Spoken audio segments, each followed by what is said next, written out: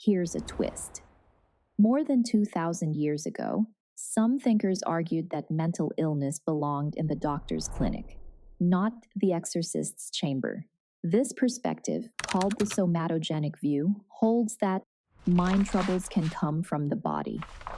In this video, you'll learn what the somatogenic theory is, who advanced it over time, like Hippocrates, Galen, and Mesmer, and how their ideas shaped modern thinking about abnormality in psychology.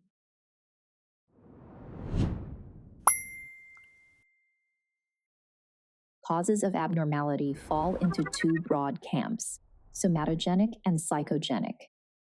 The somatogenic theory says that abnormal thoughts, emotions, and behaviors can stem from physical or biological factors, especially the brain. By contrast, a psychogenic explanation centers on psychological causes. Today, we follow the biological branch. Think of this as a timeline of ideas. We'll mark key milestones where biological thinking surged, stalled, and resurfaced, much like a heartbeat tracing across history.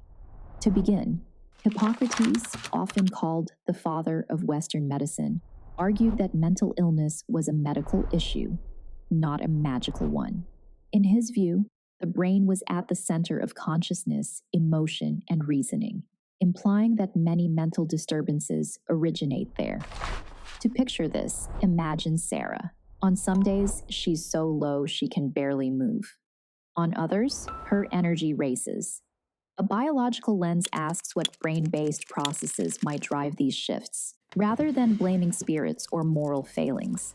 This was radical for the time, when many still blamed demons or magic. While supernatural causes were common, Hippocrates pushed medicine to observe and reason about the brain's role, laying the groundwork for scientific inquiry. So far, we've covered the somatogenic idea, Hippocrates' brain-centered view, and why that stance challenged supernatural explanations. These early steps set the foundation for medical thinking about abnormality. Curious how much you're remembering?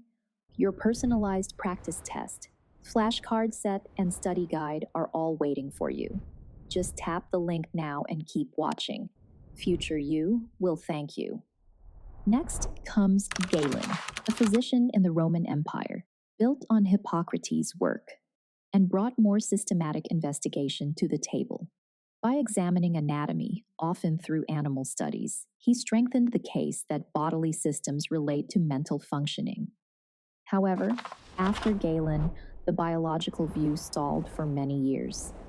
Many communities returned to supernatural explanations, and scientific progress on abnormalities slowed, until a new wave of ideas in the 18th century.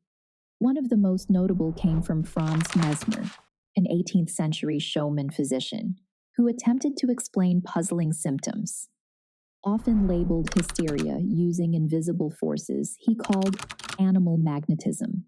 Inspired by scientific talk of magnetism and gravity, he used magnets and suggestion-based rituals to treat patients. At first, Mesmer reported successes. However, much of the effect likely came from suggestion and placebo, not literal magnetism. Even so, his approach kept treatment within a medical context, a step away from supernatural accounts. Let's step back and compare. First, the supernatural view, attributing disorders to demons or curses and relying on rituals for relief. Second, the somatogenic view, focusing on the brain and body, emphasizing observation and medical treatment. And third, the psychogenic view, highlighting the role of the mind itself and pointing to talk-based or learning-based therapies. Now to recap. Somatogenic theory roots abnormality in biological processes. Hippocrates and Galen advanced brain-centered investigative medicine. Mesmer's attempts were mixed, yet helped keep care in medical settings. Altogether, these steps nudged psychology away from superstition and toward science. Ready to quiz yourself with the content covered in this video? Check out the link in the description where you'll find Quizlet content made just for you.